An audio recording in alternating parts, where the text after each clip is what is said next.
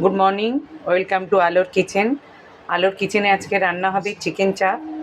চিকেনটা আমি নুন দিয়ে বেশ ভালো করে ধুয়ে নিয়ে এর মধ্যে আমি মশলা দিয়েছি আদা, রসুন, নুন, কাজু, পোস্ত, চারমগজ বাটা, এটা বিরিয়ানির মশলা, গুঁড়ো লঙ্কা, এইটুকু দিয়ে আমি মেখে রাখবো আধা ঘন্টা।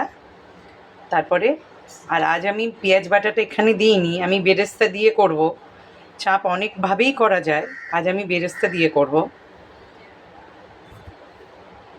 সাদা তেল দিয়ে পেঁয়াজটা আমি বেরেস্তা করে নিয়েছি।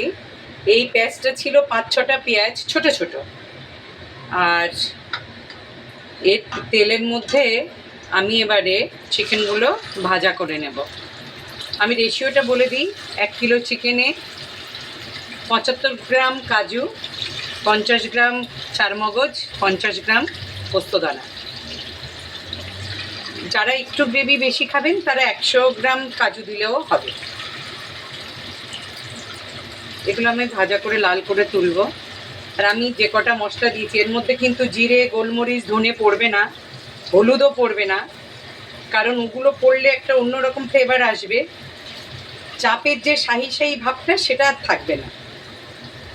ওই জন্য আমি যে কটা মশলা দিয়েছি ঠিক সেই কটাই দেবেন। বিরিয়ানির মশলা, আদা, রসুন, কাজু, চারমগজ, পোস্তদানা। আর হলুদ কিংবা ফুড কালার কোনোটাই আমি ব্যবহার করব না। আজকের কালারটা আমি বেরেস্তা আর গুঁড়ো লঙ্কার কালার দিয়েই করে নেব।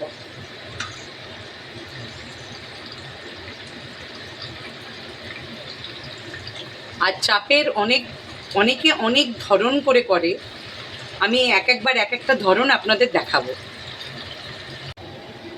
এর মধ্যে 2 চামচ ঘি দিয়ে শুকনো লঙ্কা দিয়ে দিয়েছি।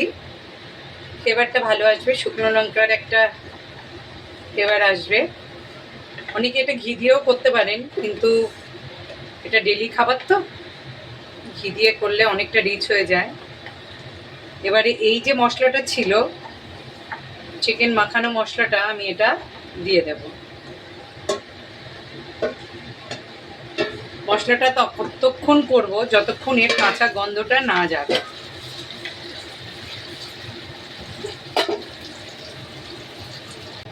মশলাটা কষে এসছে, এর মধ্যে এবার আমি বেরেস্তাটা ঢেলে দেব।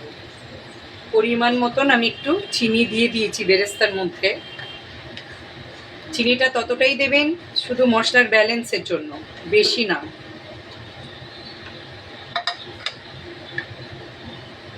এবার একটু 2-3 মিনিট এটা কষিয়ে চিকেনটা এর মধ্যে দিয়ে দেব। চিকেনটা দিয়ে দিয়েছি, হাই ফ্লেমে এটা আমি 2-3 মিনিট কষিয়ে নেব। তারপরে স্লো করে দেব, সামান্য জল অ্যাড করে স্লো করে দেব। চিকেন যতটুকু গলতে বাকি আছে সেটা হবে।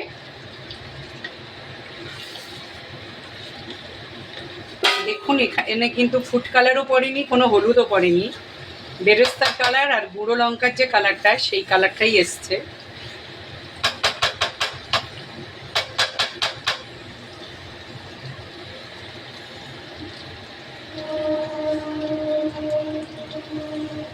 আর আমার এই পদ্ধতিতে রান্না করবেন, দেখবেন খুবই সুস্বাদু লাগে। আমি বারবার একই কথা বলি, মশলা সেম থাকে, শুধু রান্নার ধরনের জন্য রান্নার টেস্ট চেঞ্জ হয়ে যায়। এটা আমার প্রায় হয়ে এসছে। শেষে আমি বিরিয়ানির মশলাটা দিয়ে একটু ভালো করে নাড়াচাড়া করে এইভাবে, কারণ এগুলো বেশি নাড়াচাড়া করা যায় না। আমার এটা হয়েই এসছে, পুরো কমপ্লিট হয়ে গেছে। বন্ধ করে দেব।